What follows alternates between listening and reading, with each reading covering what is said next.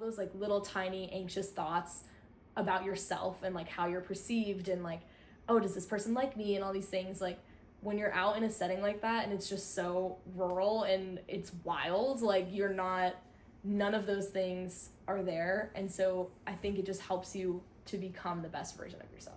My name is Isabel Kakasik. I am currently a senior in college, and I have been working for and hiking with Wilderness Trail Ministries since I was in 6th grade. It's kind of offering an experience for kids to go backpacking, experience the woods. I came back and I worked as a staff, so I was in charge of taking groups out every week, and it was like fully me in charge and no one else. And every single morning I'd have to make breakfast for everyone, make dinner for everyone, filter water, start the fire every night, help people get their tents up, get packed in the morning, and like actually lead them down trails, and just kind of like generally navigate, because yeah, it's all me. And then I also feel like there's an emotional side to it that I always touch on, because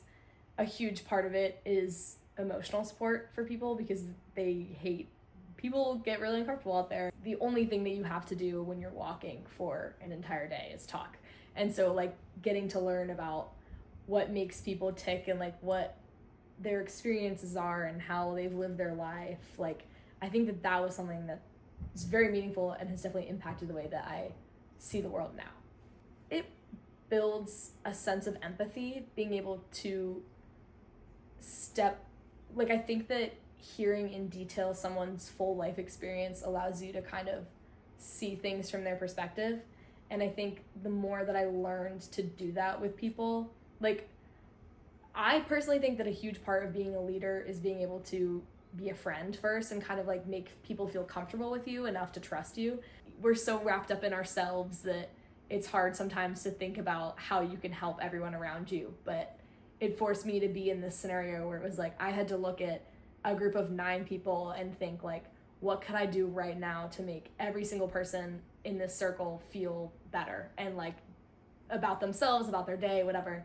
And I think that is something that like became so much of a habit that I find myself doing that in my normal life.